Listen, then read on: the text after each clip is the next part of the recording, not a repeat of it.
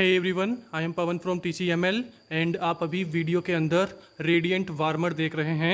And जैसे ही mother की NVD होती है, मतलब कि नॉर्मल वजाइनल डिलीवरी होती है, एंड एनवीडी के बाद जैसे ही बच्चा बाहर आता है तो उस बच्चे को फिर सबसे पहले कहाँ रखा जाता है? रेडिएंट वार्मर के नीचे। एंड जैसे ही बच्चा यहाँ से निकलेगा तो हम बच्चे को उठाकर यहाँ पर रख देंगे। एंड सबसे पहले हम बच्चे को पूरी तरह से क्लीन करते हैं एंड देखते हैं कि बच्चे ने क्राई किया या नहीं किया। एंड उसके बाद हम बच्चे का क्या करेंगे? सक्शन करेंगे। कहाँ से? माउथ से और नोज से। एंड सक्शन के लिए हम क्या यूज करते हैं? This is suction catheter. And इसका कलर कोड कौन सा है? ब्लैक। और इसका नंबर कौन सा होता है? This is 10।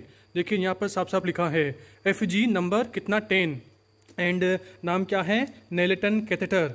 देखिए इस वाले कैथेटर का यूज हम सक्शन में करते हैं। ओके। एंड इस कैथेटर को हम कहाँ लगाएंगे? सक्शन मशीन के अंदर। देखिए यहाँ पर आपको सक्शन मशीन दिखाई दे रही होगी।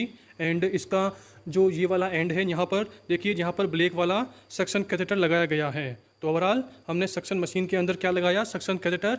एंड इस कैथेटर का जो ये वाला एंड है, इसे सबसे पहले हमने बच्चे के माउथ के अंदर डाला। एंड देन उसके बाद क्या करेंगे? नोज के अंदर डालेंगे।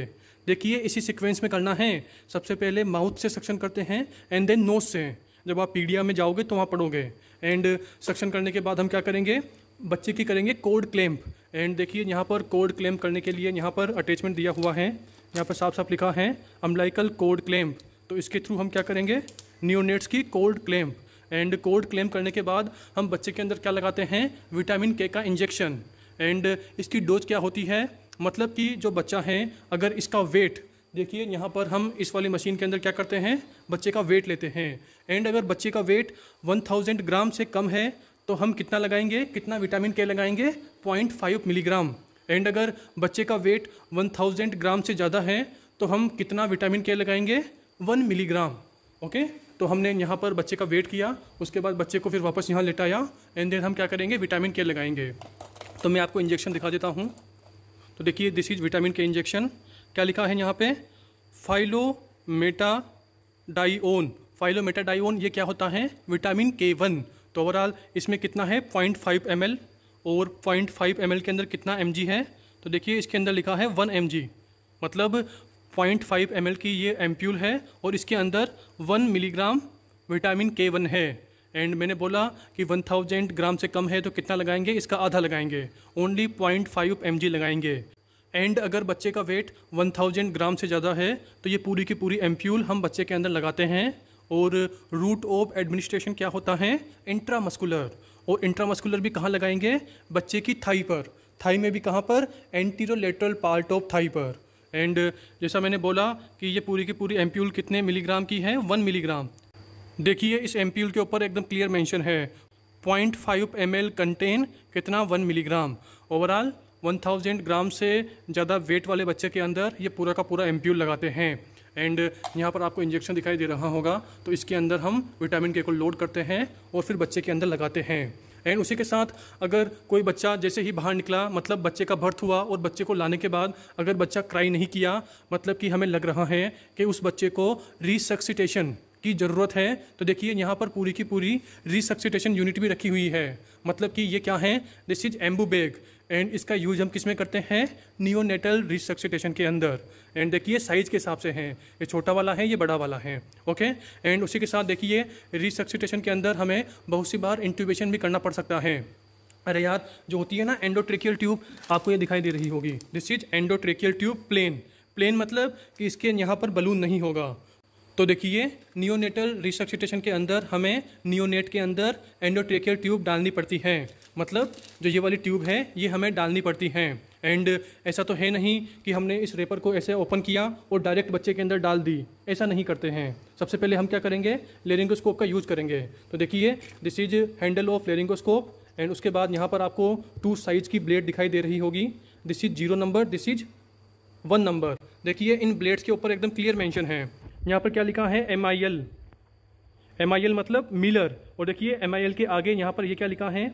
This is 0 number. तो overall this is 0 number Miller blade. Miller blade कौन सी होती है? Straight blade. देखिए एकदम सीधी है। एंड ये कौन सी है? This is 1 number Miller blade. देखिए इसके ऊपर एकदम क्लियर मेंशन है। देखिए नीचे क्या लिखा है 1 नंबर और ऊपर क्या लिखा है MIL। MIL मतलब मीलर ब्लेड। तो ओवरऑल ये क्या हो गई, this is 0 number and this is 1 number. 0 number हम किन में यूज करते हैं, प्री टर्म बच्चे के अंदर, मतलब बच्चा जो डिलीवरी डेट थी उससे पहले ही बर्थ कर गया तो ओवरऑल क्या हो गया, प्री टर्म बेबी, उसके अंदर हम 0 नंबर मीलर ब्लेड यूज करते हैं। एंड अगर टर्म बच्चा है, डेट के बाद पैदा हुआ है, तो ओवरऑल हम कौन सी ब्लेड यूज़ करेंगे, 1 नंबर ब्लेड यूज़ करेंगे। ओवरऑल हमने इस ब्लेड को लेरिंगोस्कोप के हैंडल के ऊपर लगाया एंड देन फिर हम बच्चे का, यहाँ पर जो बेबी लेटा हुआ है उसका एयरवे देखेंगे कि उसका एयरवे बिल्कुल क्लियर है या नहीं है, एंड जो 2 वोकल कॉर्ड्स है उन वोकल कॉर्ड के बीच एकदम प्रॉपर स्पेस है या नहीं है। एंड अब आपको सोचिए कि मैं लेरिंगोस्कोप की हेल्प से बच्चे की वोकल कॉर्ड देख रहा हूँ, मतलब कि मैं क्या कर रहा हूँ, डायरेक्ट लेरिंगोस्कोपी। अरे लेरिंगोस्कोप से हम क्या करते हैं, डायरेक्ट लेरिंगोस्कोपी, मतलब कि मैं अपनी आंखों से बच्चे की वोकल कॉर्ड देख रहा हूँ। तो ओवरऑल सबसे पहले मैंने क्या किया, लेरिंगोस्कोप की हेल्प से बच्चे की वोकल कॉर्ड देखी एंड उसके बाद फिर मैं क्या करूँगा, जो एंडोट्रेकियल ट्यूब है इसे बच्चे की ट्रेकिया के अंदर डालूंगा, मतलब माउथ के थ्रू ट्रेकिया के अंदर डालूंगा। तो ओवरऑल आप समझ गए होंगे कि नियोनेटल रिसक्सिटेशन, उसके अंदर हम लेरिंगोस्कोप यूज़ करेंगे। ब्लेड कौन सी यूज़ करेंगे, millers blade, 0 number and 1 number, and उसके बाद हम फिर एंडोट्रेकियल ट्यूब नियोनेट के अंदर डालते हैं। ओके, एंड इसी के साथ मैं आपको नियोनेटल रिसक्सिटेशन का चार्ट भी दिखा देता हूँ कि हम किस तरह से करते हैं। एंड चार्ट की बात करने से पहले मैं आपको एक ओवरव्यू दे दूँ कि मैंने इसे क्या बताया था, दिस इज एम्बू बैग और ये क्या है, दिस इज मास्क। तो ओवरऑल क्या हो गया, बैग एंड मास्क। एंड इससे हम क्या देते हैं, वेंटिलेशन, मतलब कि जो पेशेंट है इस वाले पार्ट को पेशेंट के माउथ के ऊपर लगाएंगे और फिर इससे हम क्या करेंगे, बैग एंड मास्क वेंटिलेशन करेंगे। देखिए मैं यहाँ पर प्रेशर दूंगा और फिर जो पेशेंट है, जो न्यूबॉर्न है, उसको हम वेंटिलेट करेंगे। ओवरऑल इससे क्या किया, bag and mask ventilation. And this is Anbu bag and this is mask. And ये क्या है, दिस इज लेरिंगोस्कोप और ये क्या है, एंडोट्रेकियल ट्यूब। एंड लेरिंगोस्कोप और एंडोट्रेकियल ट्यूब, इन दोनों से क्या करते हैं, इंट्यूबेशन। तो ओवरऑल इन दोनों की बात जो हमारा नियोनेटल रिसक्सिटेशन वाला चार्ट है इसके अंदर होने वाला है। देखिए साफ साफ लिखा है न्यू बोर्न रिसक्सिटेशन। मैंने बोला कि बच्चा अगर क्राई नहीं करता है तब हमें नियोनेटल रिसक्सिटेशन की जरूरत पड़ती है। देखिए वहाँ साफ साफ लिखा है if baby is not cry. तो ओवरऑल फिर हम क्या करेंगे, पेशेंट की जो न्यूबॉर्न है उसकी ब्रीथिंग देखेंगे कि ब्रीथिंग सही से कर रहा है या नहीं कर रहा है। ओके, तो यहाँ पर लिखा है कि बच्चे की ब्रीथिंग वेल है और फिर बच्चे ने बाद में क्राइंग कर ली तो ज़्यादा चिंता करने वाली बात नहीं है, काम हो जाएगा। एंड अगर बच्चे की ब्रीथिंग सही नहीं है तो ओवरऑल फिर हमें क्या करना पड़ेगा, देखिए पूरी स्टेप्स दे रखी है एंड ब्रीथिंग सही नहीं है तो देखिए यहाँ पर क्या लिखा है, बैग एंड मास्क वेंटिलेशन। देखिए ये रहा, provide bag and mask ventilation for 30 second.